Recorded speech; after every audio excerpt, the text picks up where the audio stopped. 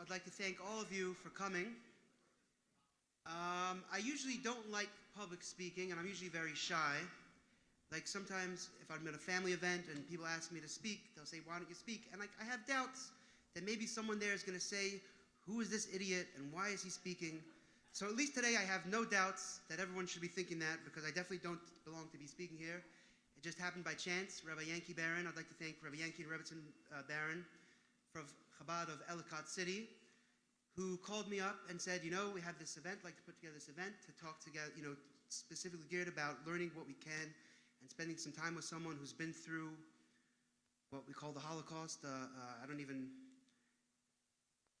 me backtrack. I know someone, a noted speaker, and one of the topics that he doesn't talk about is the Holocaust. But I know what I'm doing, so I can handle it. I think I got it. But that being said, I want to thank Rabbi Yankee Baron and Rabbi Hillel Baron of Chabad of Columbia who are hosting us here today in this building, this beautiful room. A vision of Rabbi Baron, evolving a vision of Rabbi Baron that is here today to be able to hold us and host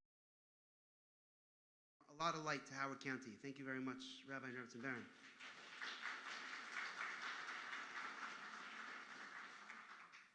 Rabbi Baron caught me the day after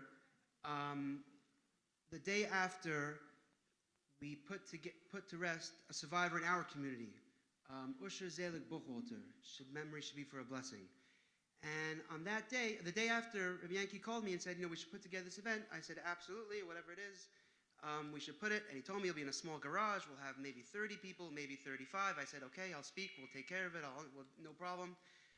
And then he says, by the way, it might be 50, it might be 60, it might be 70. And I stopped picking up his phone calls, and then it's 120. And thank God, here we are. We're all here today for one reason.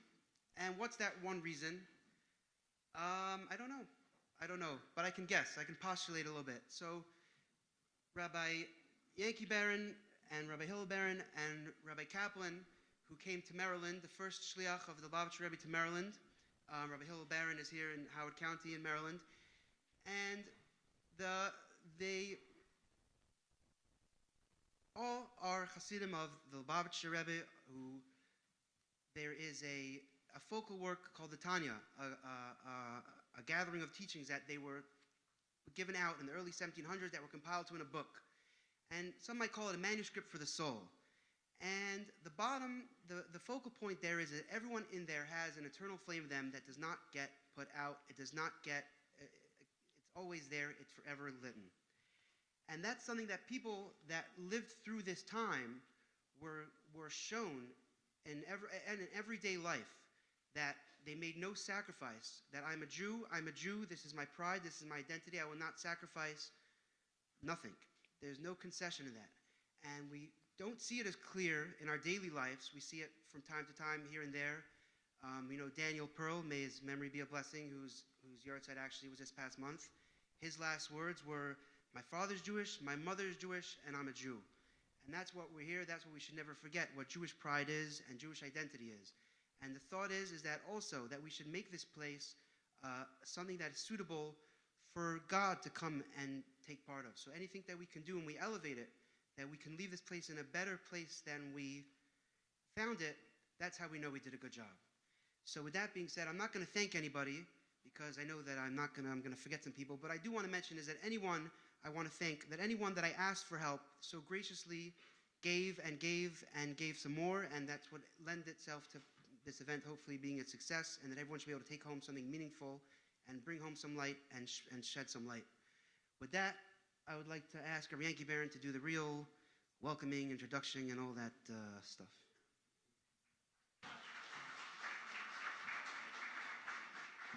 Thank you all for being here.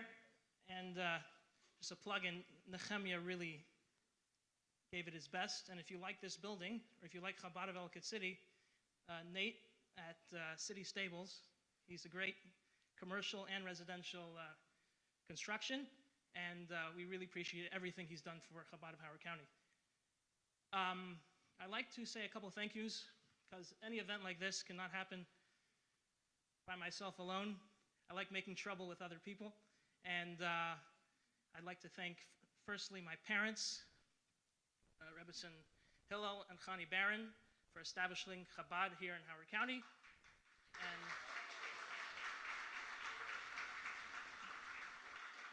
And they were brought down by Rabbi Shmuel Kaplan, Shmuel and Rachel Kaplan, to this area, and we have the pleasure of having Rabbi Shmuel Kaplan with us, the regional director for Chabad of Howard County, of Chabad of Maryland, of which Chabad of Howard County is an affiliate, and we're honored to have him here in our presence. I'd like to thank our panelists, Lily and her family, the entire Malnik Mishpacha, for coming out here to tell her story, share the message, and it's so important. Additionally, I'd like to thank Mr. Eli Rosenbaum, whom I met at the Holocaust Council meeting last year at the Holocaust Museum. He's a very busy man and currently involved in war prosecution in Ukraine. He's taken his precious time to be with us to share this important message. I'd like to thank Miriam Mazagwi, who is our TikToker. And again, we talked about going from a 30-person event to a couple million. Miriam Mazagwi has a strong following on TikTok, and she is spreading the message of the Holocaust to her followers today. And so we're very thankful to her for that. And she is a GAN Israel alumni. So if you are a GAN Israel alumni, from the very beginning, we're very proud of her accomplishments. She is a ER nurse, and her husband is as well a paramedic, and we're very proud of her accomplishments and her entire mishpacha. So we thank her for coming out of her busy day, and she'll speak for herself. As well, I'd like to mention two things. If you notice on your chairs, there's a pamphlet called The Meaningful Minute. This is a grassroots effort that we are beginning here in Howard County. I've already talked with multiple educators, child psychologists, and people who have influence in our children in the public schools. The moment of silence, or what today is called the meaningful moment, was introduced by the Lubavitcher Rebbe of blessed memory, and he wanted children in public school to have, again, it was a non-sectarian moment to meditate, to have mindfulness, and to think about the morals and ethics that their parents give them. So again, it's not specified for a specific religion. It's a moment, again, we're empowering parents to give over those morals that they have and give the children a moment, a minute in public school to think about that. So it's a grassroots effort. And again, the last person I have to thank for coming is Dr. Calvin Ball, and he's our county executive. So I'm doing the pitch right now for this project. It's something which, you know, as they say, lechatchila riber. There was a saying of the Chabad Rebbes that you go straight to the top. So I'm pitching you to this idea. I want to present this idea, God willing, to the Board of Education, that we should have this minute instituted in our public schools, and it was already passed by Congress. So it is, the moment of silence was allowed and is soon to be mandated in Howard County. And I'd also like to mention that if you appreciate programs like these, Holocaust education, culture, humanitarian work, social justice, social advocacy, I'd like to have your hand and join me in volunteering, in sponsoring, in teaching and giving over the important message of Judaism and our culture to this community. So if any of you are inspired by today's event and would like to join, for example, the board or the committee that like to push and speak about this moment of silence to your fellow public school parents, and if you'd like to join as a volunteer to this Holocaust event, I have to thank someone who helped me out today. Multiple people. Erwin Fried helped us with registration. I'd like to thank Sam Reed. I'd like to thank all the Chabad shluchim in the area who pitched in a hand to make this happen, but we can only do it together. So if anyone's interested, you can reach out to me, email me.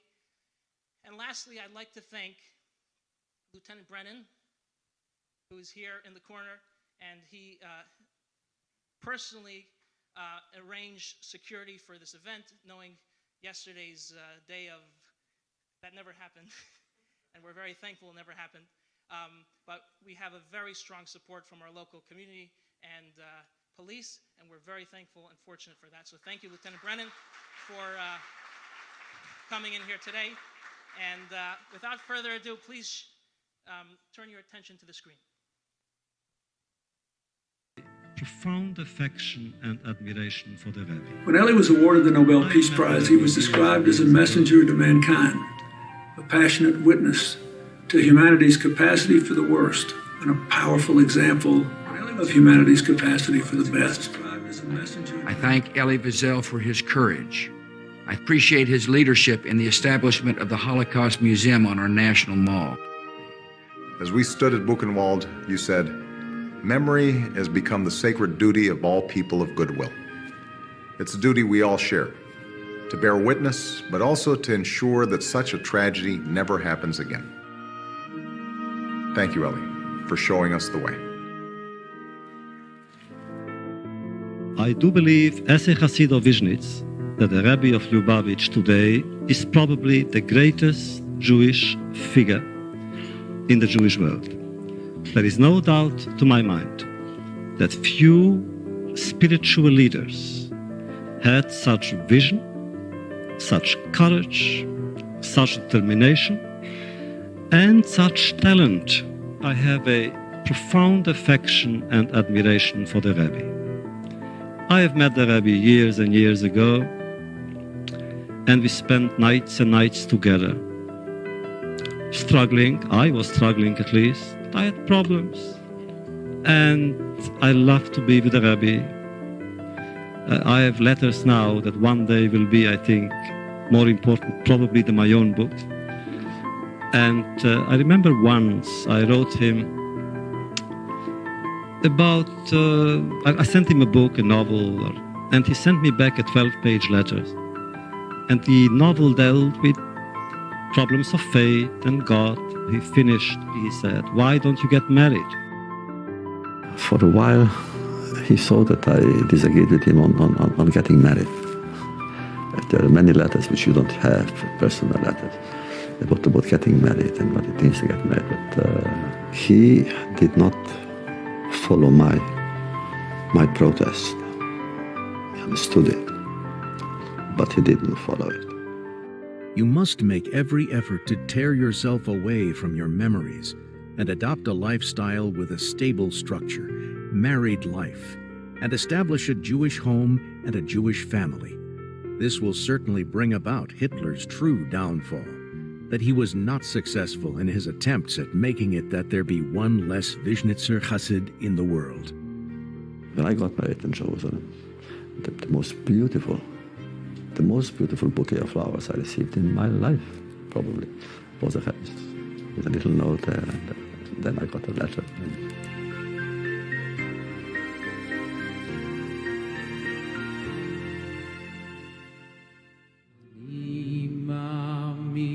The Rebbe never accepted any rationalization for how God could allow 6 million innocent men, women, and children to perish. But neither did he accept any justification to lose faith in God. Here the Rebbe combines compassion and reason in his approach.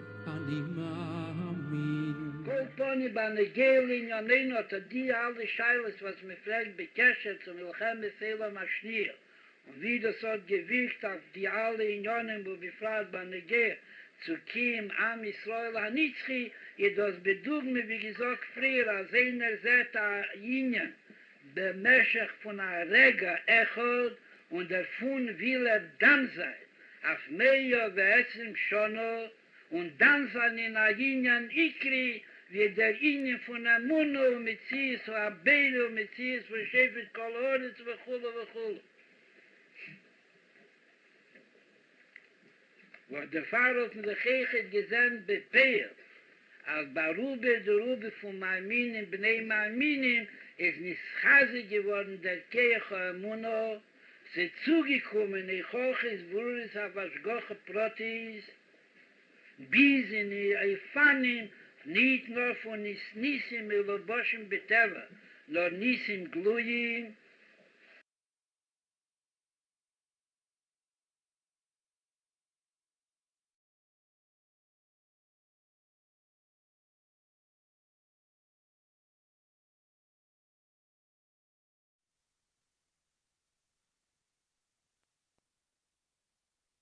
I'd like to welcome to the stage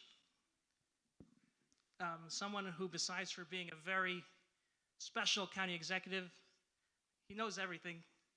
He's amazing, and he's tall, and he's impressive. But besides for that, he's an educator. So I'd like to welcome Dr. Calvin Ball to the stage. Please give him your undivided attention.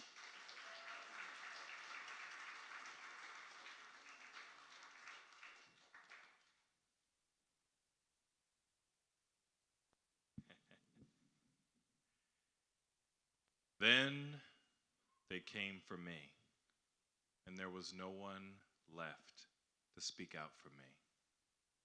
When I think of this piece, I often think about how hate divides, how easy it is to allow terrible things to happen to someone who is not you, and how it is in our best interests to remember that we are all brothers and sisters. And when it happens to any of us, it happens to all of us. I want to thank Rabbi Barron and everyone who helped put this together today. I actually am scheduled to speak at another event across town, and I told them I will be late because it was so important to come here and be with you. It was so important to acknowledge Lily and the other panelists, because we know that when the atrocities of the past are forgotten, they're doomed to be repeated. We know that there are 6 million candles, 6 million stars to light our way to where we should be going as a community and as a people. And I want to thank you on a day where you could be doing anything else. You're here remembering. You're here ensuring that never again will these atrocities happen to another human. I want to thank you as your county executive for always partnering and being someone who can help reignite the flames of hope. As we see so much negativity and division and hate throughout the state, the nation, and the world, here in Howard County, we can be that example, not just what is, but what can be. So thank you so much for organizing this. Thank you so much for being here. And remember this moment when people seek to instill more hate, more fear, and division. Remember this moment when we came together to say, never again. Thank you.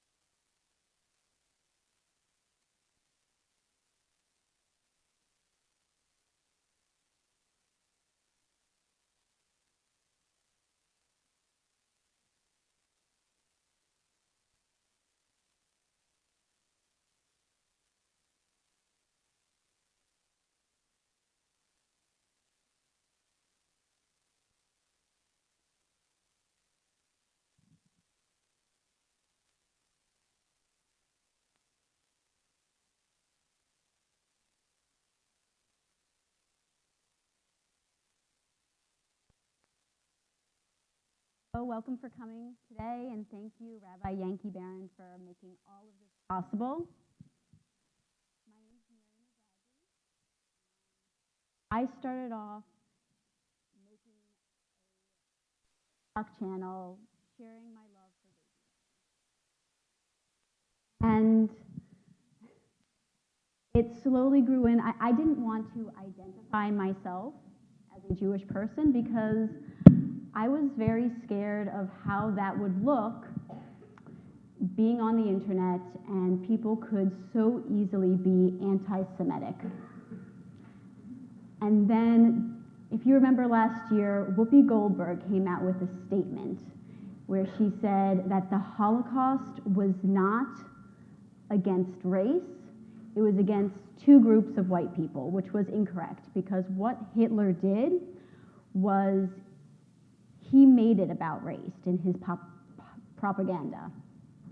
And I started to grow a platform already. I had, I think, maybe 10,000 people following my account, and I said I couldn't sit there and say nothing. And that was the first time I came out identifying myself as a Jewish person. And from there, because the Holocaust is so close to my heart, both my Bubby and her husband, my Zeta, my grandfather, were Holocaust survivors, I wanted to share what they had instilled in me.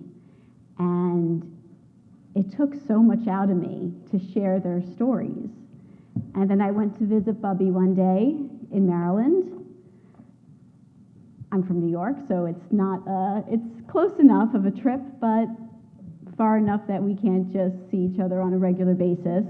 And I asked her if she'd be willing to share her memories of being in the Holocaust. And I did not have to ask her twice.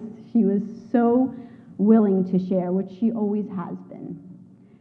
And they were taken very well. So I'm going to introduce my Bubby, Lily Malnick, a Holocaust survivor.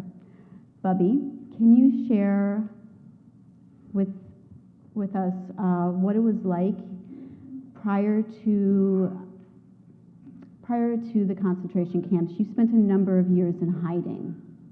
Yes. Here, there's the microphone. Where were you born, and what was it like when the war first started? I was born in Belgium, in Antwerp, in the city of Antwerp. And that's where my family was. They all, my aunts and uncles and grandmother came from Poland originally, and ended up in Belgium. And your family was taken before you. You went to have some surgery done, correct? Yeah, I needed tonsillitis, an operation of my tonsils in those days. I was in the hospital when my family was taken. That was in 42. In 1942, my mother, my brother, and my sister, and a Zeta I had were all taken away, and never heard from them again. And from that point on, she went into hiding, living with a non-Jewish family. Right.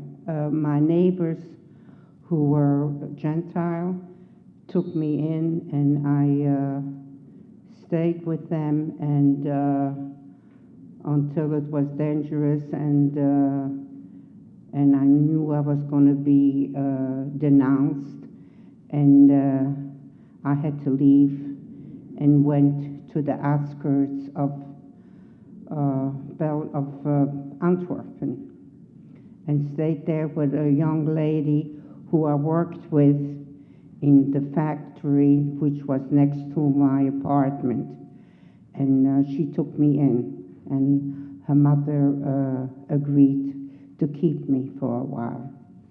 And you had a close call with a Nazi soldier. You worked as a beautician. And those days, there was a hairstylist, a man who owned a little beauty shop in his house, and I went there to learn how to do a manicuring, and he taught me how to manicure, and so I took care of customers who came in, manicure them, and this Nazi officer came in and wanted a manicure, and I gave him a manicure. I did not know or understand how I didn't cut his fingers because my hands were shaken, but I gave him a manicure and a massage on his hands to the elbow, and he left me a nice tip yet. So that was an experience for me. And one time when you were staying with this family, they got tipped off that you possibly were living with them, and what was that like when the Nazi soldiers came into the room or their home? Well, a night before, I went to hiding into that factory that was next to where I lived there, and I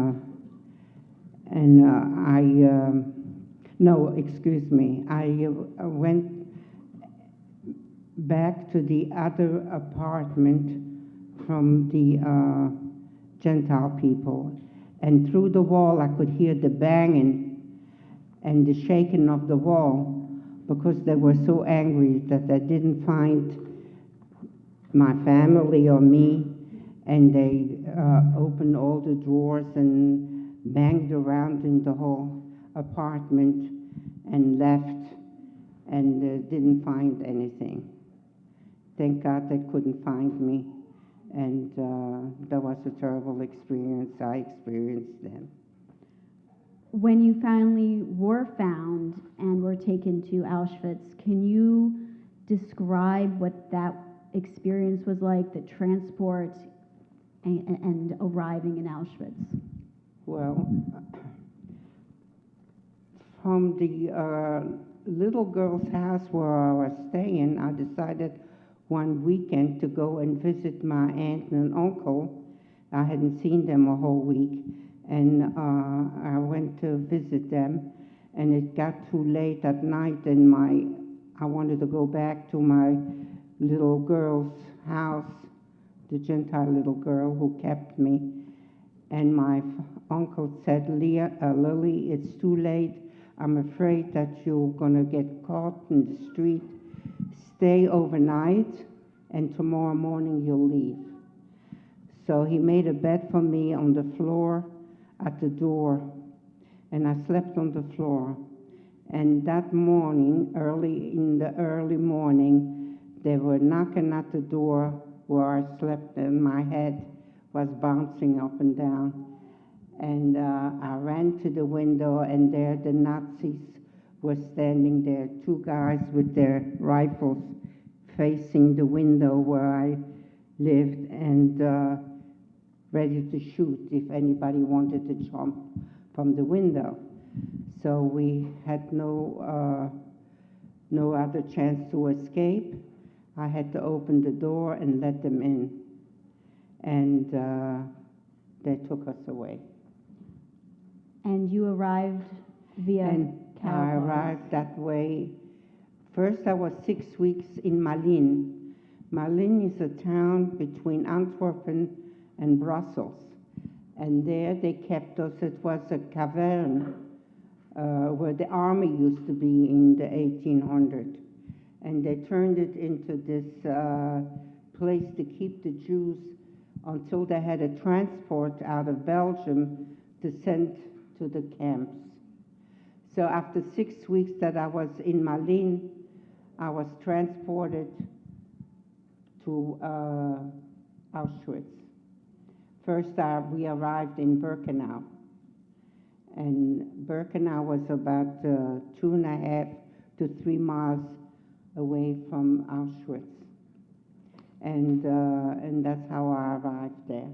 And they transported her via cattle cars. Yeah, the train was a cattle car, and we were pushed together in the cattle cars, maybe 150 or more people. When they opened the cattle cars, when we arrived in Auschwitz, they had to pull the dead people out from the cattle car who were choked to death and tramped on, and that's how we arrived in Auschwitz. And then there we stood in line, and 2 soldiers with rifles and a German shepherd, and this tall officer was standing there commanding us to go to the right or to the left. The right meant the concentration camp, the left meant the oven. And that was Dr. Mengele. That was her first time meeting Mengele. Mengele, Bubby had the unfortunate opportunity of meeting Mengele 3 times and surviving each time. Mengele was known as the Angel of Death, and with that I'm going to introduce Mr. Eli Rosenbaum. He serves as the Director of Human Rights Enforcement Strategy and Policy in the DOJ Criminal Division Human Rights and Special Prosecution Section. So what does that mean? He hunted Nazis after the war to bring them to justice. He won more cases against Nazi criminals than did all of the other governments of the world combined. That's huge.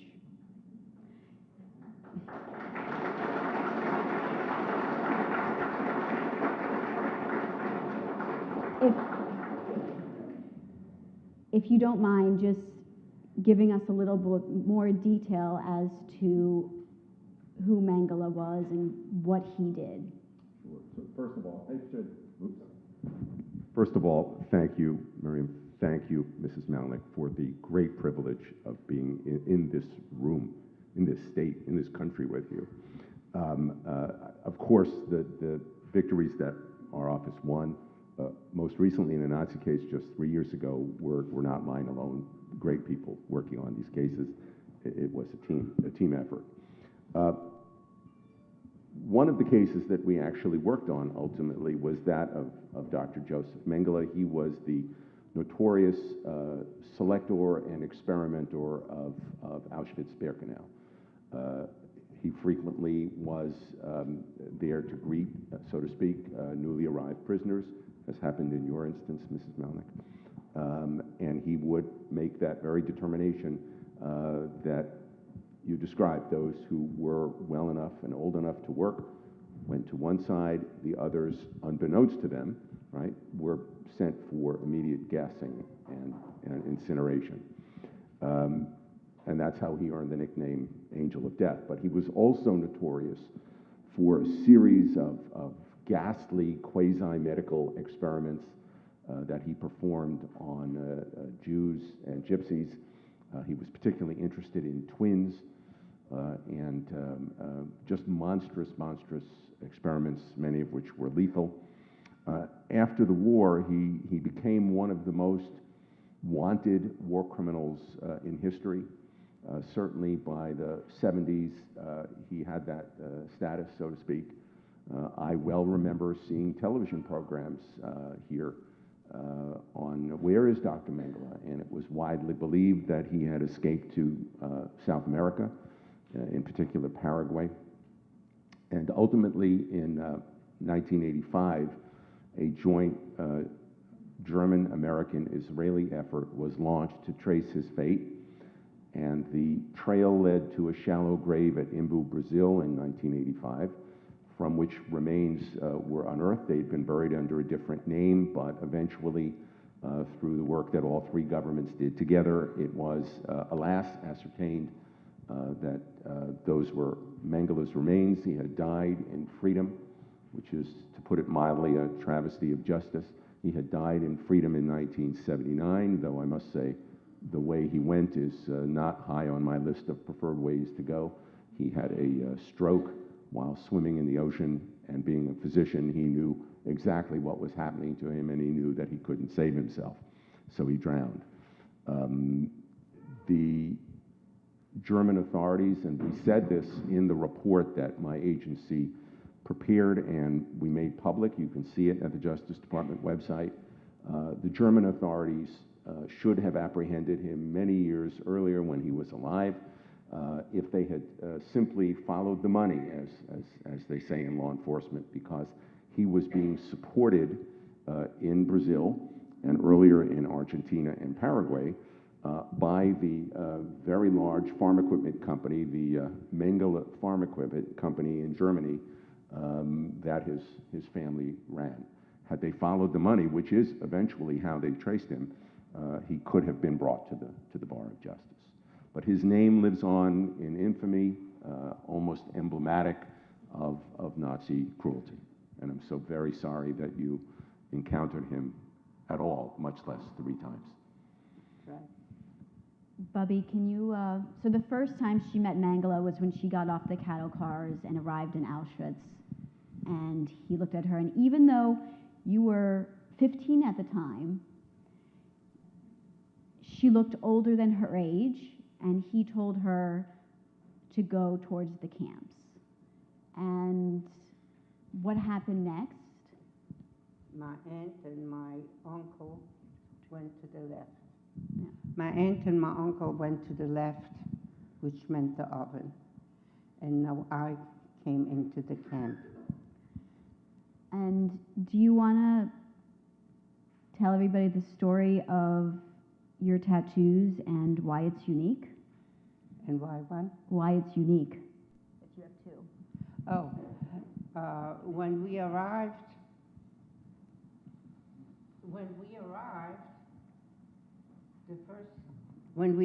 the first thing we did is went into a big, large room with a few tables, and some women were sitting there, and they were doing something to the arm, and I didn't know what it was. When I came to my turn, they took my arm and they tattooed me. They put a number down, and then we went to the showers. The next day, they called me back, and they scratched out the first number, and they gave me another number. The number is A-5143. The reason why they scratched out the number is I believe they gave me a number from people that were still alive in the camp. And they didn't want to have any mix-ups, so I ended up, and that was the 25th transport out of Belgium. And that was the second last transport that left Belgium. After that, Belgium was liberated. And I was in Auschwitz when Belgium was liberated. Word from the underground, for some way or another, I don't know, came word to us that Belgium was liberated. You can imagine how I felt knowing that Belgium was liberated, and I was looking up to the stars at night and crying and be in Auschwitz. One of the things that I have done with my TikTok channel and having Bubby speak about it is that she has told this story of her tattoos and how she has two. And in the Holocaust Museum, there's a photo of her with her arm, and her tattoos are on display. And you can see her arm against all the other arms, and she's the only one with two tattoos. Correct.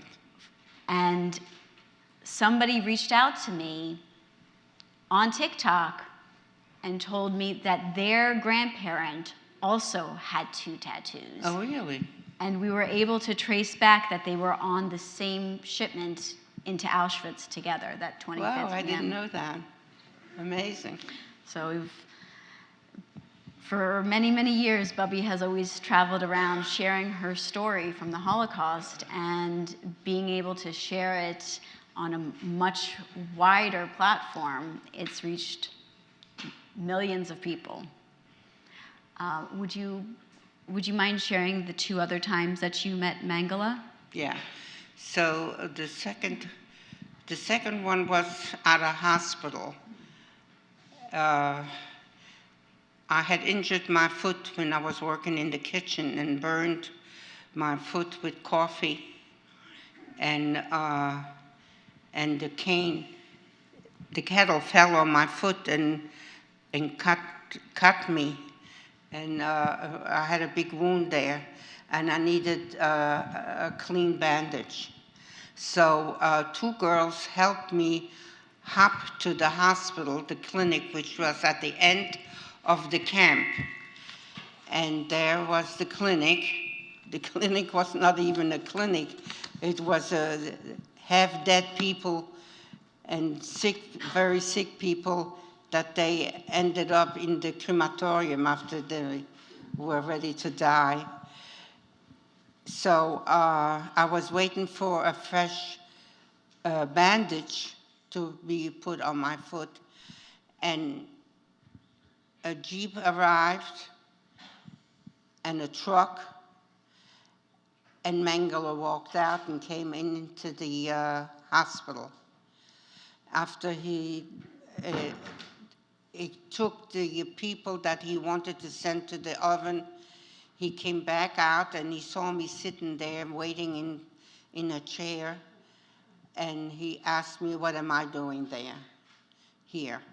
And I explained to him that I worked in the kitchen right away, tell him that I'm still able to work, but I had an accident and coffee fell on my foot, and I got burnt from the coffee, and I needed a new bandage. So he said, okay. And by that time, he left me alone, and I was happy that I was still there, alive, not going on the truck.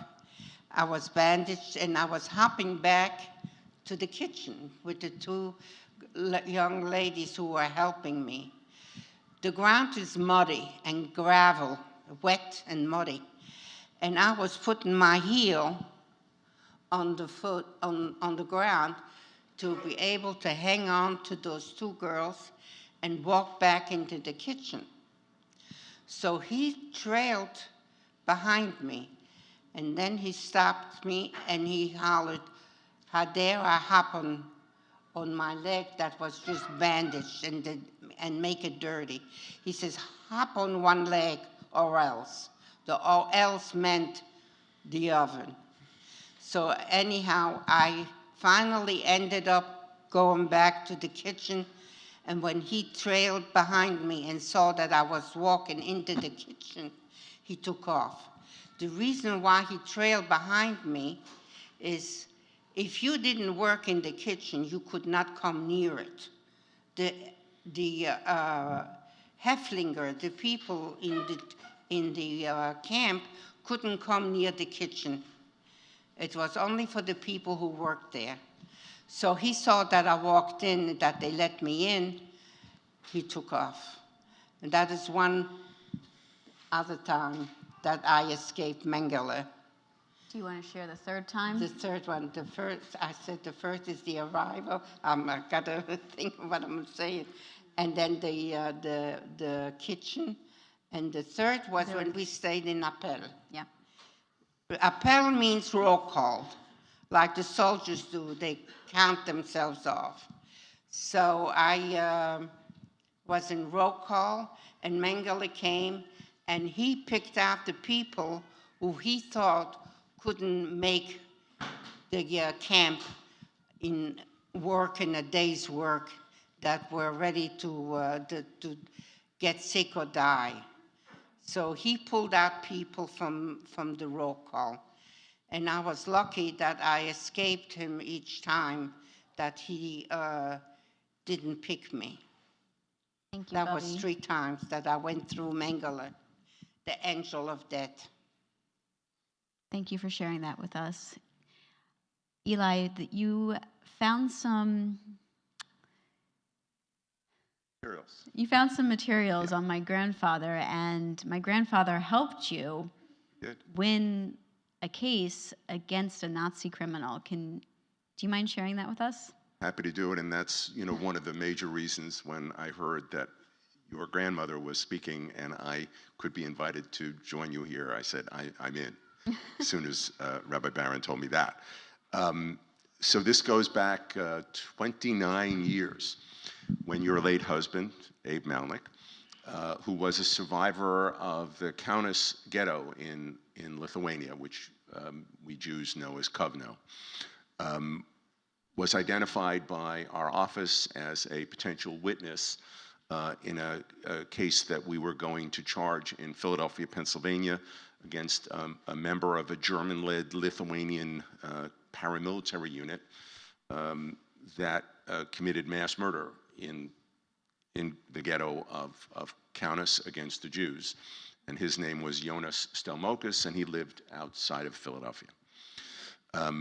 And I remember our trial attorney on the case had some concern about whether, if your husband was a suitable witness, whether he would be willing to testify. And there was some strange perception in my office that in those situations, bring Eli along, he'll persuade them. So I went along. It didn't take any persuading, but it was a fascinating meeting in your husband's office. And you'll remember he had a desk, and we sat on the other side of the desk, Ms. Slavin and I, and behind him was a big poster. And while she was asking the questions, I was trying to decipher the poster. I saw Hebrew letters. My Hebrew isn't very good, but I soon realized this isn't Hebrew at all. It's Yiddish. And I was able to make out that it was for a boxing match in a displaced persons camp where your husband was held after the war, and that he was one of the boxers. And I gather he was very proud of his boxing prowess. And I'm trying further to decipher this thing. And I realize that forgive me, Rabbi, it says that the match is going to be on a certain Friday in the evening. And when I had the chance, I teased him. I said, Mr. Malik, you're boxing on Shabbos. And he said, well, he smiled and he said, that's when the matches were. He did testify for us in Philadelphia, and I've brought the transcript of his testimony as taken down by the court reporter, the two court decisions that mention his testimony, because we did win. I would like to say in public that it took enormous courage for your husband, for your father, Jay, Leon, your father, Naomi, your great-grandfather, your grandfather. By the way, talk about a triumph. Look at all of these Malniks here. And this isn't even the whole family. Yeah, yes.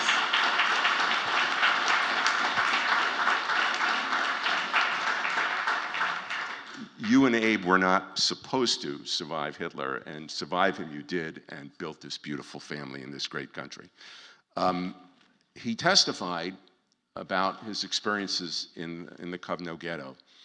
And when the trial team came back from Philadelphia, they reported to me, first of all, how very powerful and moving your husband's testimony was. He actually broke down at one point, recounting it. And that it seemed to have had a very powerful impact on the judge, Judge Du Bois. Now, experienced judges have seen pretty much every sad story and story of violence imaginable. So you don't really expect them to show emotion, but everyone who was in the courtroom saw it. And when your husband's testimony was finished, the judge asked each lawyer, do you have anything more? They both said no, Your Honor. And the judge said simply, court adjourned. No announcement about the next day's proceedings, just basically he's fleeing. And this was reported in the news in Philadelphia the next day, that the judge appeared overwhelmed. And I've brought you a little bit of the transcript from the next day, where the judge kind of addresses that and says, look, I'm not denying this was very emotional for me, as it was for Mr. Malnick and Mr. Levine, the other survivor witness. And I just have never seen anything like that before. But it was a privilege to meet your husband, a privilege for us to sponsor his testimony in federal court. His testimony had a very big impact. It helped us secure an important measure of justice in a very important case. And I always say the survivors are the heroes of all of these prosecutions, because they reopen wounds that, as you know, Mrs. Malnick, you know better than anyone here, can never heal. And to do that in public, as you have done now so many times, and to do it in a court of law when you're going to be cross-examined by a defense lawyer, takes a very special person to do that. And I have always admired your husband, and I would like to read one little thing. I remember one day in 2007, I opened the Washington Post in the morning. I lived down there, and I saw the obituary for your husband. And I sent a long email to the staff explaining, what he had done for us, because we had a lot of newer people. And I quoted the judge shutting down the proceedings right away. I spoke of your husband's humanity, and I noted that at the close of his testimony on March 2, 1995, I wrote, Abe Malnick related the circumstances of his survival and liberation, and he spoke movingly of his continued inability, despite the passage of more than 50 years by then, to comprehend the enormous evil that killed so many members of both of your families and your communities. And I quoted his testimony, and I said, I think these words are a testament to his great and abiding humanity. I'll just read the first few sentences. He said this to the judge. He said, how can you kill people? And he said it with the defendant right there. How can you kill people? How can you kill innocent people? How can you kill anybody? That's why it's mind-boggling to see how, and he explains, our neighbors participated in this, people with whom we'd always gotten along so well. He closed by saying, this is my story, this is my experience, and whoever killed us, let them live with that until then. Let the guilt kill them. That's all I can say. Your husband reached a lot of people. You have reached many more people because you have lived long enough for the technology to exist for that. You have opened your heart to so many audiences, but now through Miriam's work, you reach how many people so far? Millions. Wow. Millions. So that's another of your amazing triumphs, Mrs. Malnick, over Hitler and the Nazis. God bless you.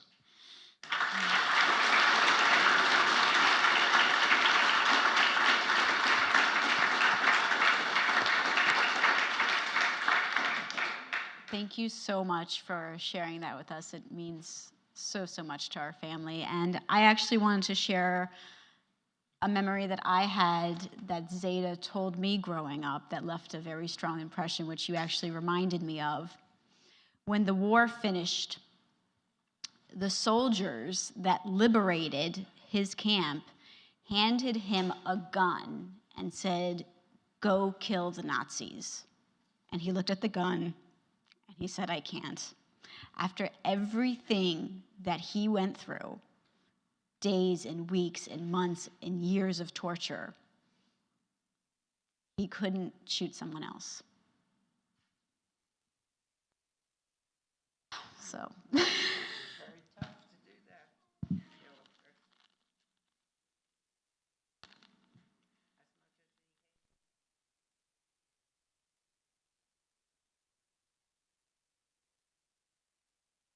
Can I also ask you, Bubby, because I remember you sharing with me times that the Nazi soldiers would torture you just for their enjoyment. Mm-hmm. Do you want to share that memory around the pool? I was working in the kitchen then, and they wanted to have some fun, the Germans. And so they took the girls who worked in the kitchen, and in front of the kitchen, the grounds, near the door, near the fence, was a big pool.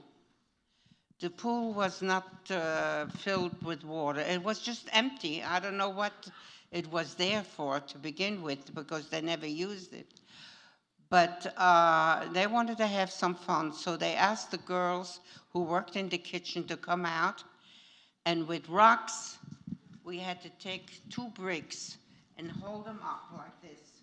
And on our knees, we had to crawl around the pool, back around the pool like this. And they were watching us. And that went on for a while.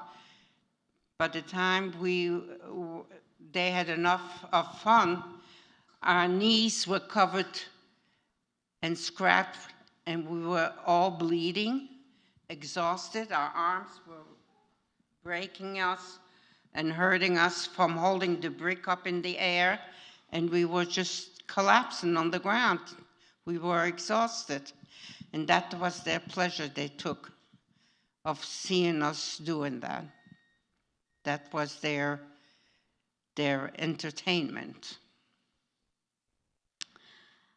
Eli, you mentioned the numbers that Bubby has reached through social media. Through you. Yeah. The highest viewed video that I have on my account was a video of Bubby, and it wasn't one that I anticipated going as viral as it did. Sometimes, sometimes you post something and you're like, okay, this is good. People are gonna like this. It's gonna get a lot of views. Sometimes you think something's good and it flops. This took me by complete surprise because we'd shared other things in the past, and people are always interested to hear firsthand experience from the Holocaust. But I asked Bubby, while she was in the concentration camps, if she ever had a period cycle. And that video, to this date, has 23 million views. Do you want to answer that for everybody? Yeah, if I can. While I was working in the kitchen, the German woman in charge came with a wagon that she pulled, and on the wagon were little bags of like 2-pound little bags. They were heavy, and it was, the grain looked like sand, pink sand, gravel. And we, in each pot that we cooked, we had to take one of these bags and put it in the soup. The bags were we called it Peter, St. Peter, for some reason. I don't know, that's what we were told it was.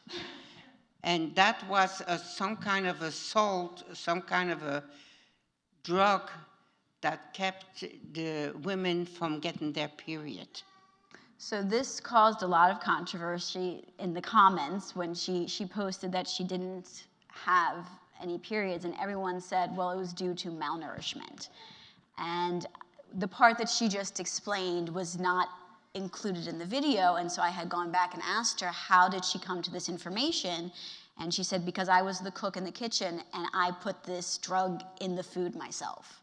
Correct. And 2 days after this video was posted, I got a phone call from an unknown number. And I usually don't pick up these calls, but something told me that I had to pick up this phone call. And the person on the other line introduced themselves, asked for me. I said that I was Miriam. And she spent about 2 minutes just thanking me for picking up the phone, and she couldn't believe that she got me on the line. And she identified herself as a professor out in Canada, and that she has done years of research about how the Nazis were drugging the women in the concentration camps so they shouldn't get their periods. And she says, my study is going to the printer tomorrow, and I'd like to use your Bubby testimony in my research. So I got my Bubby on the phone. This was literally hours before this study went to go print, and Bubby is included in the study, along with many other Holocaust survivors and their testimony. And I assume that the goal of it was to ensure that women could keep working. If they were allowed to live, they were supposed to keep working, and menstrual period could make that difficult for some women. Yeah, we didn't have the facilities to take care of ourselves if we would have a period. We didn't have that, and so we had to put it in the food.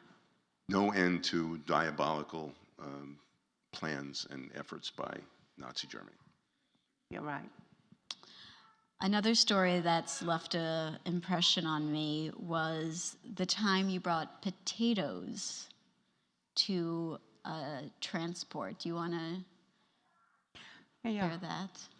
A whole transport of Hungarian Jews came in the camp, and they put them in a whole barrack that kept the people.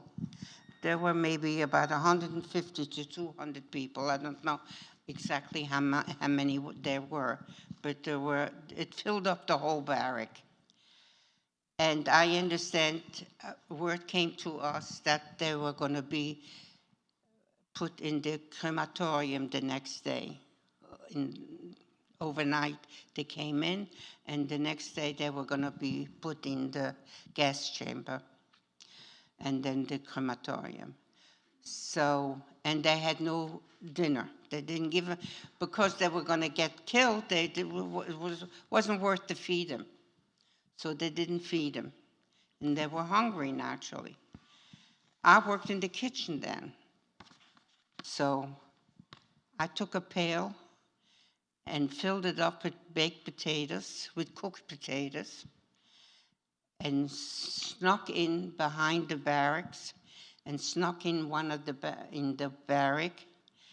And little by little, I gave a potato to one, and I created a commotion, because all of a sudden they found themselves having a potato in their hand, because they were laying in the barracks and their hand was hanging down, and I put a potato in their hand. All of a sudden they have a potato. Oh my God. So they got excited and they started hollering, "Give me, give me." And how much can I give? All of a sudden the lights turned on, and the block sister, which is the woman in charge of the barrack, came running to me. "What are you doing?" I said, "I'm giving them a potato." Grab the pail of potato. "Get out of here," she says. Or I could tell the German, "Right now, get out of here." So I left. She took the pail of potatoes, and took it back to her little room where she was in charge of the whole barracks, and she had 3 other women working with her in the barracks. She naturally took the potatoes for herself, and I ran back to my place. That was an experience I had with a pail of potatoes. And you also made a special friend while you were in Auschwitz. Who? Christiane. Can you tell us a little bit about your relationship with her? Well, Christiane came to Malin, where I was taken. She was picked up in the street. Christiane was 15 years old. And her name is Christiane, she told me. Christiane is not a Jewish name. She was just caught by the Germans by mistake and was mingled in together with the Jewish people and brought to Auschwitz. Was a very naive little girl, and I took a liking to her because she was French, from France, I was from Belgium, and we both spoke the French language. And in a way, she was a little bit less immature than me. She was more of a child than a 15-year-old girl of age. So I kind of took a protection looking over her. And that's how I got a closeness to her. And then Christiane later got sick. Christiane got what's it called again? Typhoid? Huh? Was it typhoid? Typhus. Couldn't think of the word. Typhus. And so she got sick and delirious from fever. She started walking we were sleeping always on the ground, on the wooden floor. No mattress, no nothing. And she was stepping on people, and she made a commotion. She woke people up, but it was the middle of the night. She saw her mother in her dreams, in her vision. And I had to call her back and calm her down. And the blockade sister, the woman in charge of the barrack, came and beat me up because I was making noise. And that's how I calmed her down. And a week later, she died. Christian, in my arms. And after she died, you went to go visit her. I went one? You went to go visit her after she passed away. Well, the people who died in Bergen-Belsen, they didn't bother to take them to the ovens, to bury them, to burn them. They just piled them up outside the barrack, the door, in front of the door outside. And they piled them up. The pile was as high as, like the top of the door. That tall of a pile of dead people we had in front of the barracks. I decided to go and see Christiane where she was laying before, I wanted to see her one more time. So I went to the pile of dead people and looked up. There Christiane was laying on top. And instead, she had a navy blue little jacket on when she died. And I was curious. All of a sudden, I say, why, the jacket is like a off-white color, like a grayish color.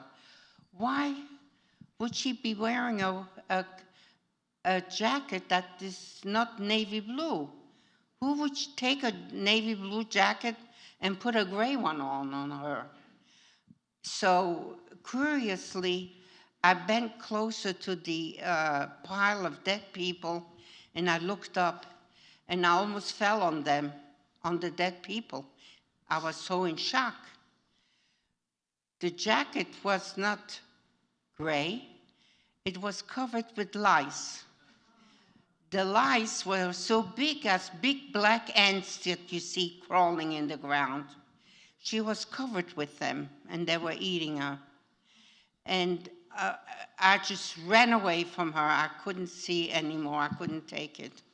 And this is how Christiane died, on top of that pile of dead people covered with lice.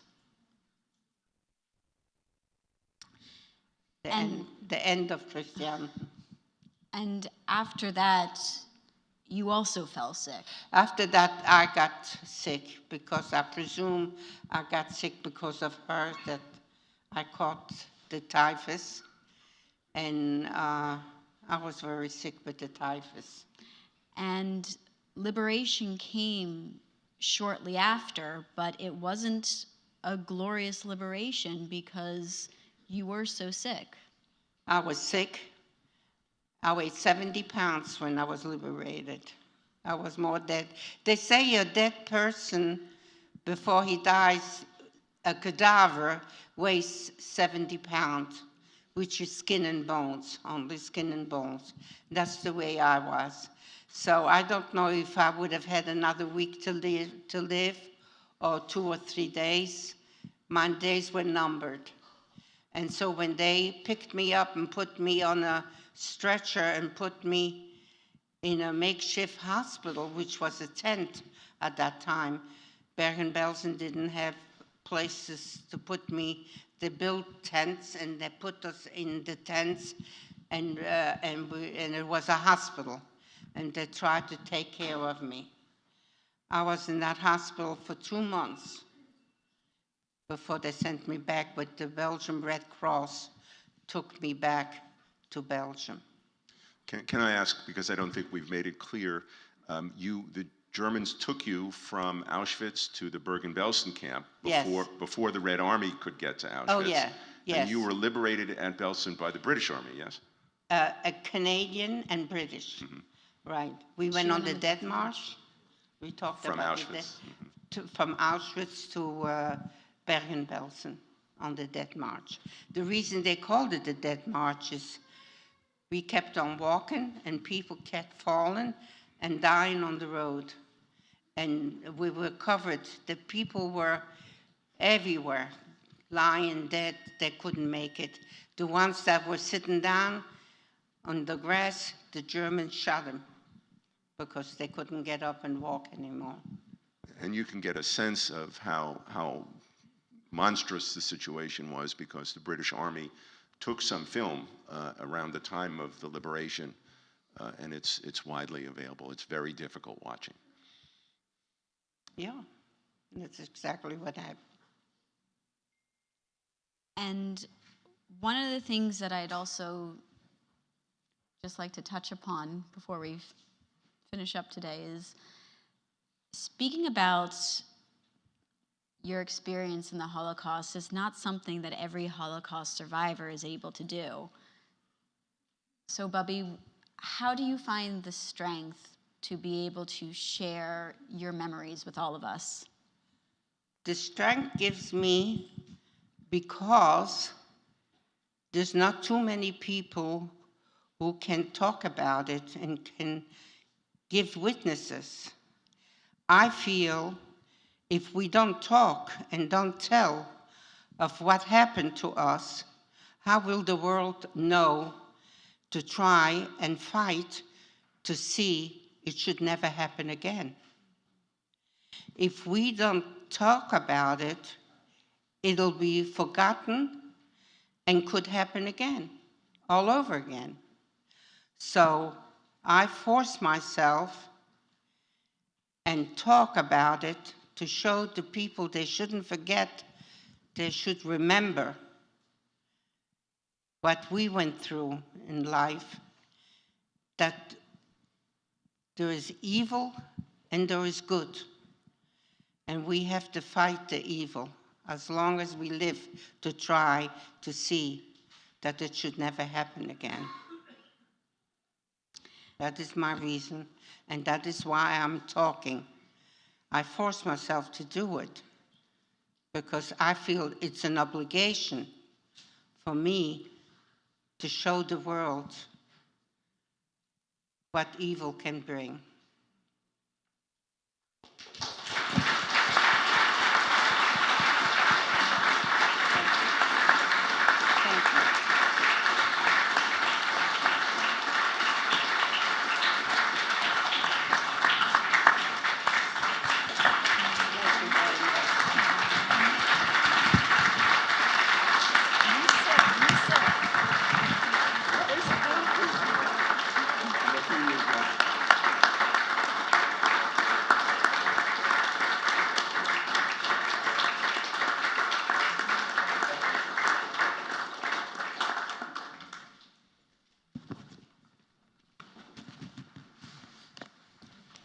Thank you, Bubby, and thank you everyone for coming out today. And that's one of the things that I'm trying to do when I share my life on social media, is so that we should never forget the atrocities that happened during the Holocaust, that we shouldn't forget, and that people should know what we have survived and endured, and that we keep going. For centuries, people have been anti-Semitic. For centuries, people have tried to kill out the Jewish nation, and we keep surviving. Thank you, everyone, for coming out tonight.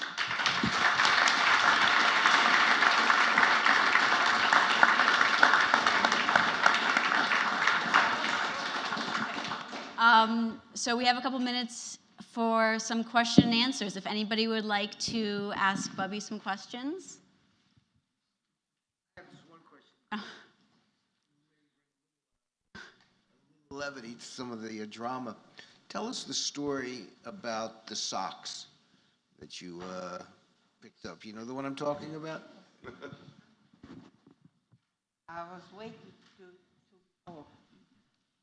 I was waiting to be picked up to go to work, and it was in the outskirts of the camp. So we were with guards waiting to be picked up to go to work in the outside. While we were waiting to be picked up, a chariot, what do you call it, a pulley that you pull, a cart, excuse me. A cart came by with an old man, an old German, and the cart was filled up with woolen gray socks for the army. And I was waiting to be picked up to go to work, so I saw that it was wintertime and there was snow on the ground and it was freezing. So at the end of the cart, I ran to the cart and grabbed a bundle, or maybe 2 bundles, and ran back to my place. The girls who were with me, saw what I did, wanted to grab the socks because it was cold in winter. They wanted a pair of socks too. So they went right under my skirt and grabbed one bundle, pulled it apart, and I was able to hold on to one bundle. So I got into the camp at night. I put my pair of socks on, and the other socks I put in the back of my, like to make like a cushion to sleep. And I tried to fall asleep. I was scratching my legs, my ankles. I said, what is biting me? And it was biting me and I couldn't sleep. So finally, I bent down, I took off the socks, and I looked at the socks. And I couldn't believe what I was seeing. The socks were crawling away with lice. And they were eating my skin. So I had to take the socks off, took the bundle away from my head because I wasn't going to sleep on them. And I threw it, in the back of me was a little window. I threw it out the window. Naturally, in the morning, they were gone. Somebody picked up the bundle. They crawled away. That was the bundle of lice with the socks. Sorry. Yeah. Yes. I wanted to ask you, when you were liberated from the camps, Lily, and you weighed 70 pounds, I don't know what that is in kilos. And about 35. 35. I would think so. And still alive. That's courage. Well, I was more dead than alive. Well, even more dead than alive. Another week, I would have been gone. Yes, it's a courageous act to choose life over death in such adversity and dire circumstances. And it sounds to me, I may be wrong, that you were unable to get up for those few months, that you could no longer... I was 2 months bedridden, yeah. ...walk or move before you could be transported yet. I was fed with a teaspoon, a baby teaspoon, every 2 hours, a little bit of cereal. I couldn't eat. I couldn't take food. You couldn't even hold No, a a lot of people died right after the liberation because some people gorged themselves with food. I was just the opposite. I couldn't eat. So they were feeding me like a baby, a toddler, every 2 hours, a little bit of cereal. And I had gangrene on my foot, too, which I almost lost my leg. So, this is how they were feeding me. And you still had no menses, amenorrhetic? No one? Menses, monthly moontide. Oh, that took 6 months before I got that back. I thought I would never get it back. But it came back. Thankfully you did, and we have your children. And I had 3 beautiful kids. I don't have any question. I just thank you and admire you, how you survive and how you're strong. Thank you so much. Thank you. Thank you. Again, thank you so much.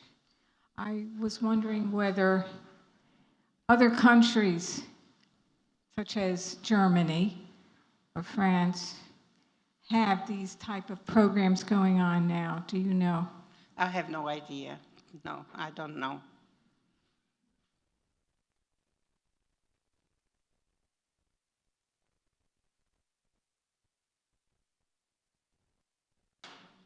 I was curious if you've, in terms of suffering such severe trauma, did you need to do therapy to help you to be able to control the experiences you had afterwards? And was that part of your journey in terms of being able to tell your story?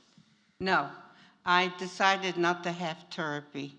The reason I said to myself, what does a psychiatrist know that didn't go through what I went through? How can she take care of me when she didn't experience my life, what I had there? So I says, I will be my own therapist. I'll try and do my own therapy on my own way, besides going to a therapist. I didn't believe in going to one. Hi there. Again, thank you for presenting this to us. I have a question. How did you come about to come to I'm right here. How did you come about to come to the United States? Did you have relatives here? Because Yeah, I know a lot had of relatives. them had relatives here. I had a father here who came here in 1928. And after the war, there was a Jewish organization that helped immigrants to come to the United States. And that's how I came. Yeah. Yes, Leon.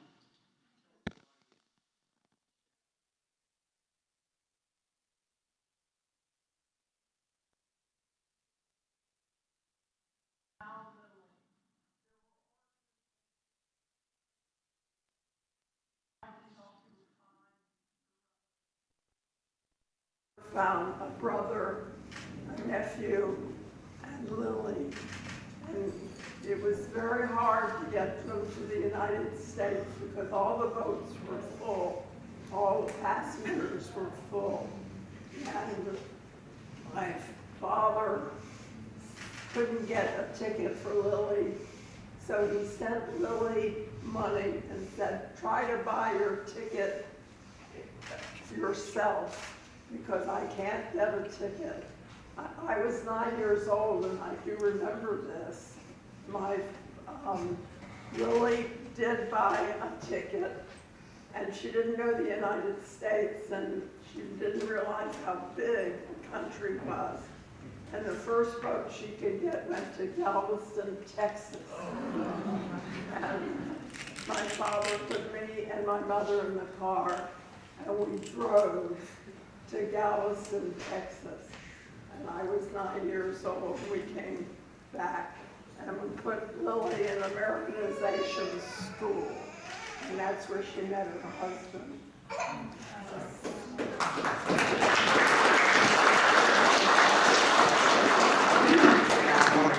Others to thank you for your speaking here today. Yeah. Could you speak to how you met your husband and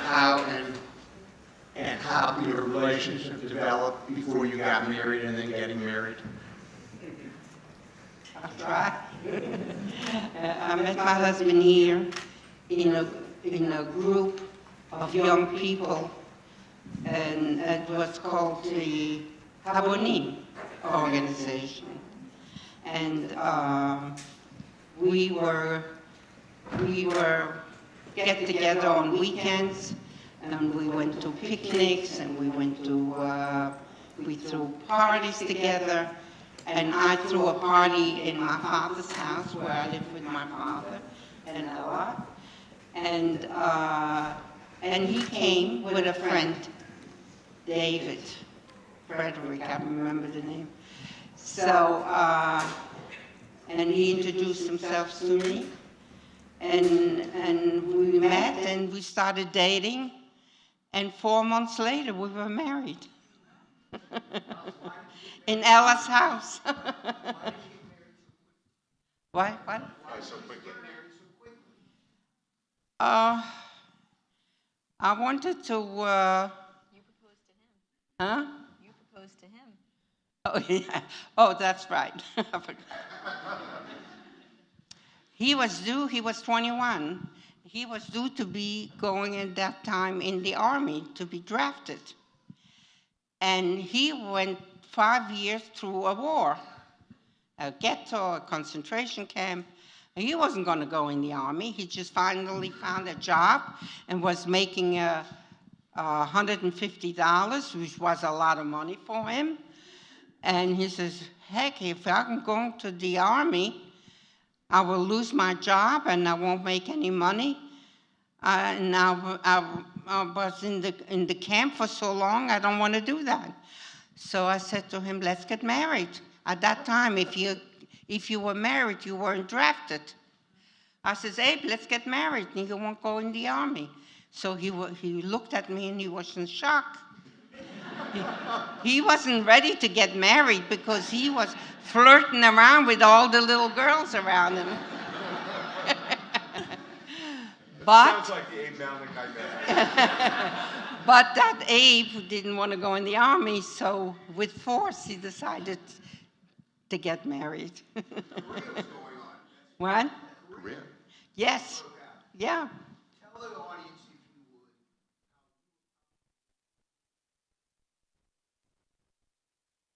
would. Who had what? A romantic relationship. Oh my goodness.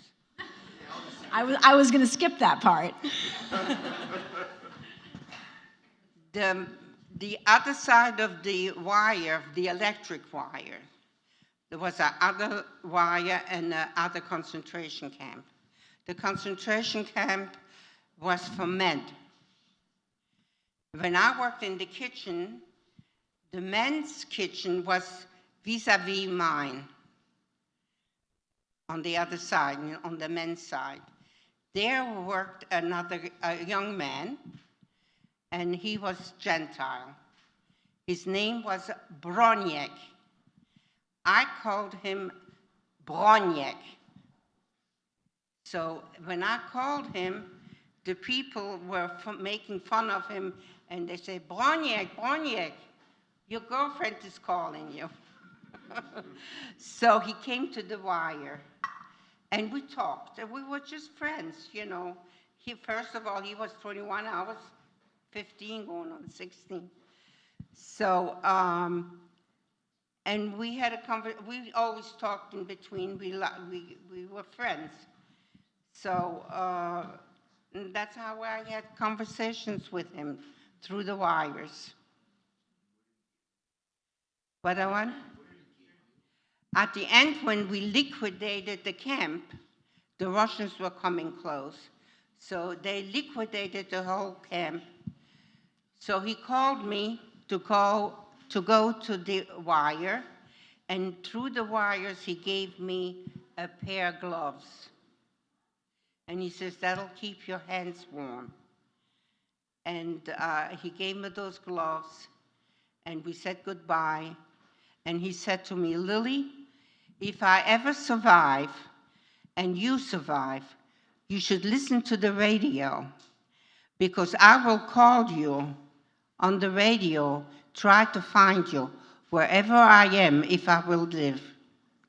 So for a while, for about 2 months after the liberation, I was listening to the radio. I wanted to see if he was alive, but I never heard from him again. So I never knew. I think there's another question in the back. Oh, yes. Listening, I keep, trying to put myself into, imagine what things would have been like for you. But the explanation for how you came to America partially answers my question. But I was just wondering, so the British and the Canadians came and liberated the camp, and then you convalesced for a couple of months in a tent. And then, you're a teenager still, you have no family, you have no home, there's chaos everywhere, ruins. What happens then? Was there temporary housing put together? Where did you live? How did you go? Where'd you go? The Belgian Red Cross took the Belgian survivors back to Belgium. No other survivor could go back with them, only a Belgian survivor. And the reason I told them when I was in the hospital, I saw two Belgium army people, and I recognized the Belgian flag on their sleeve. So I told them, and I spoke French with them right away, and I told them right away, I'm from Belgium, and I gave them all my information, where I lived and where I was born. They got in contact with the Belgian government, and they okayed it that I was correct.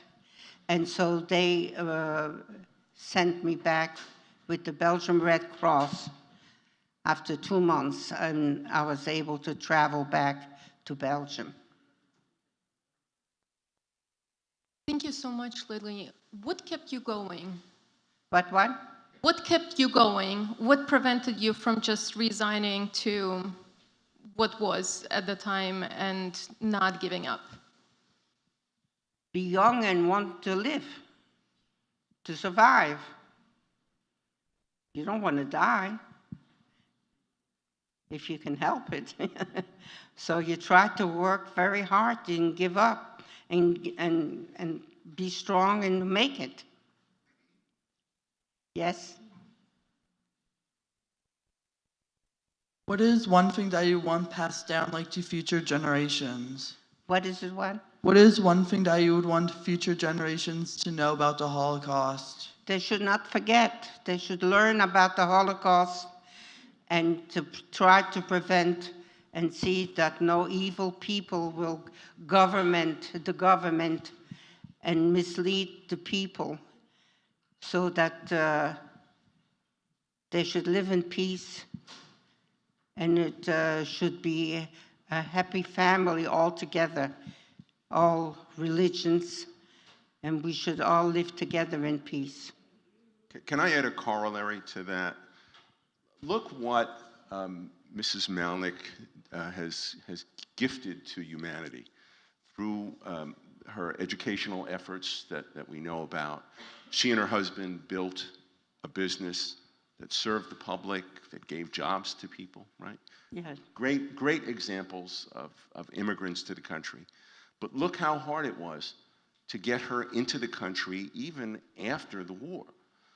Most of us, I think, know that before and during the war, it was almost impossible to get people into the United States, Jews especially. Congress imposed quotas.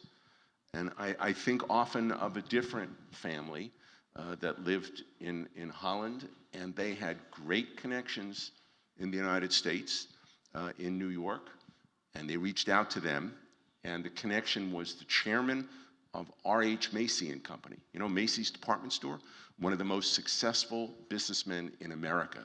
And he went to bat for them with the State Department with the result, no visas, sorry.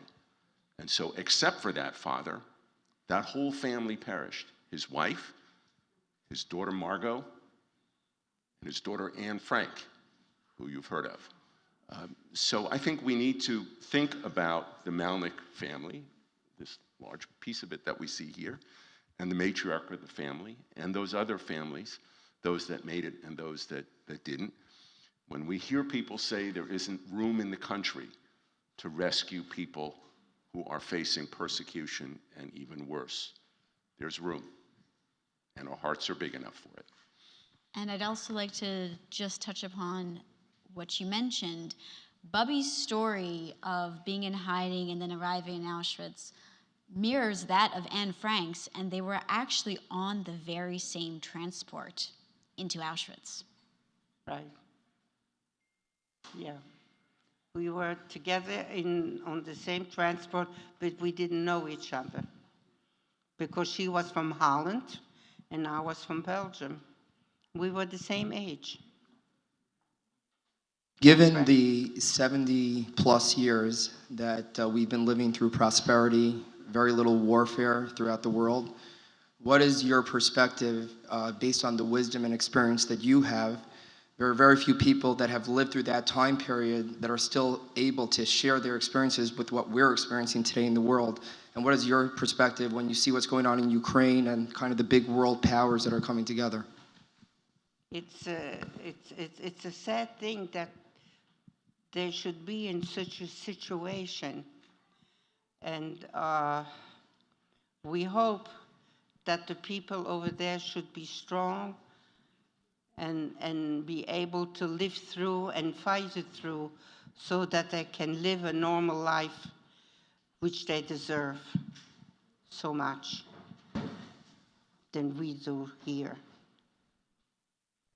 And hopefully they'll succeed because they're strong and powerful. They believe that they should own their own country and that nobody should conquer them and rule them. They want to be independent, and hopefully they will be with our help.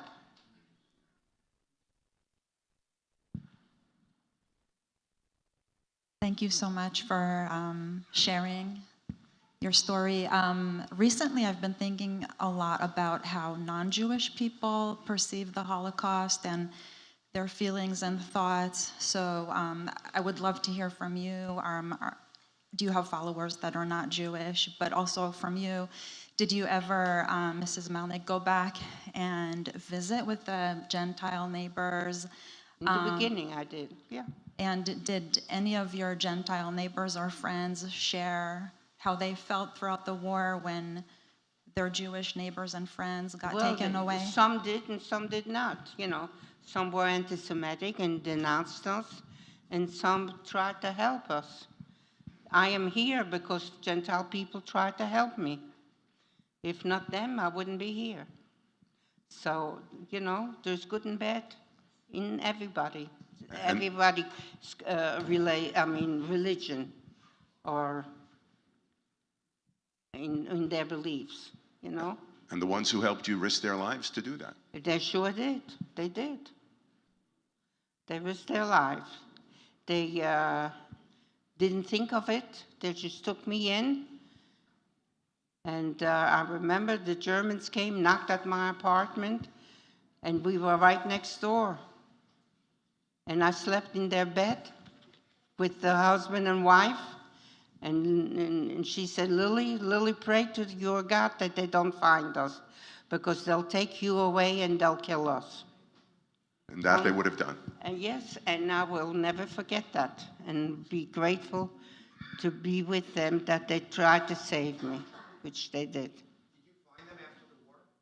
Did I find them? Were you back in touch with them? Yeah, a couple times.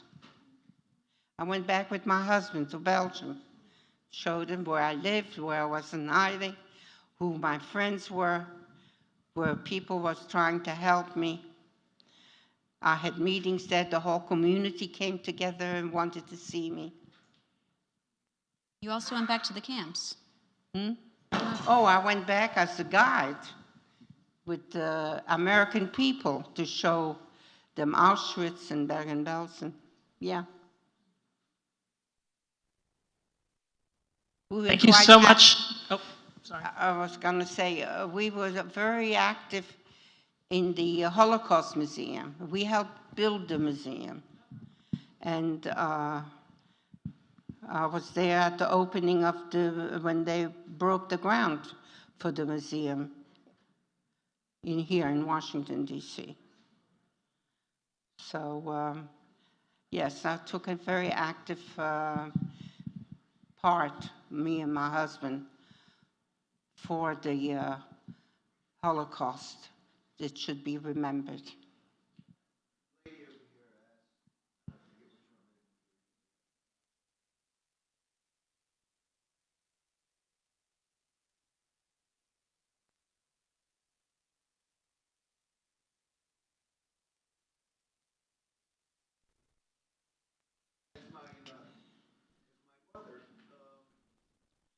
As my mother, what I witness is, she's telling a story here. She's composed pretty much and explaining everything, which is remarkable.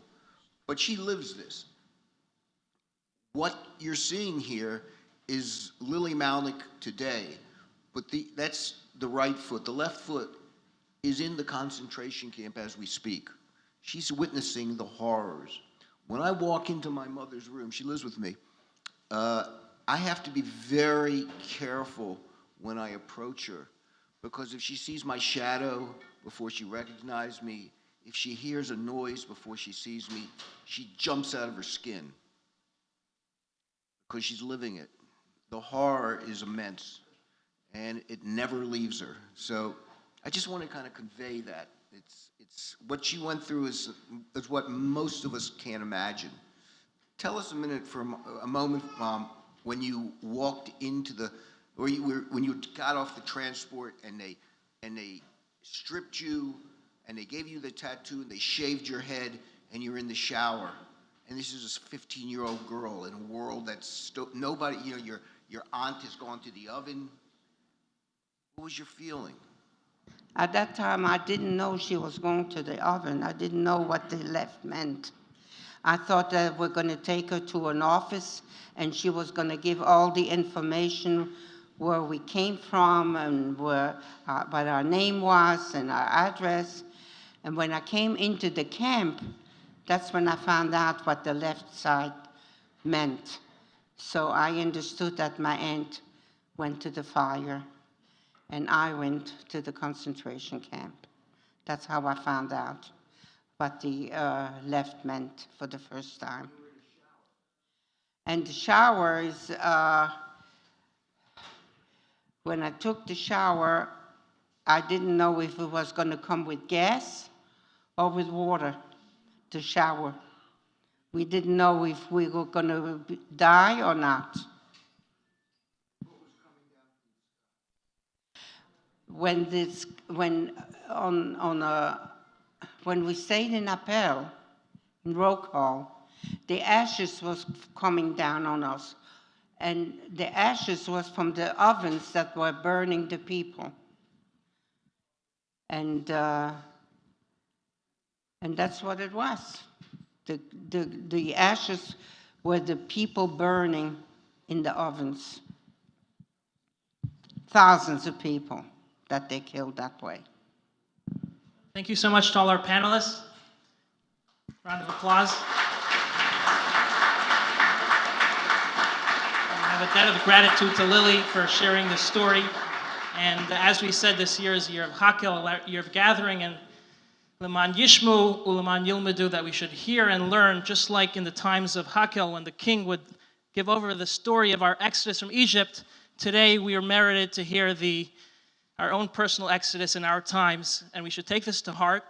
And if anyone, I personally, this is a message to me to be more proud of a Jew, and to know that through all these tragedies and through all these terrible moments in our history, we still remain committed, and we see a ganze mishpacha of Jews, proud Jews, and that's something which is to your credit, and with that, your faith in God. And if anyone here would like to do a mitzvah in honor of those that perished during the Holocaust, there are tzedakah boxes, there are candles to light for Shabbat, there's a tefillin stand outside.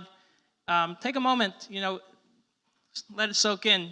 I personally, this is a very emotional moment for me, to hear all these, this trauma and this, but at the same time, we want to implement it, to make it relevant in our day-to-day life. So if anyone would like to put on tefillin, anyone would like to take Shabbat candles, and I'd like to give a shout out to the real people in charge of Chabad, and those are the Rebbitzins and the ladies. I'm just a figurehead, and it's the Rebbitzins, all of the Chabad Rebbitzins here, my parents, my mother, my wife, and Miriam. We like to thank Devory Bergman, Nehemiah's mother-in-law, who helped out with all the catering, and we really appreciate it. And taking this forward, join Miriam's TikTok, follow her. She has over 1.4 million followers on Instagram and on TikTok. She's very interesting, and she'll continue sharing the message of Lily. So thank you so much for coming, and have a wonderful day.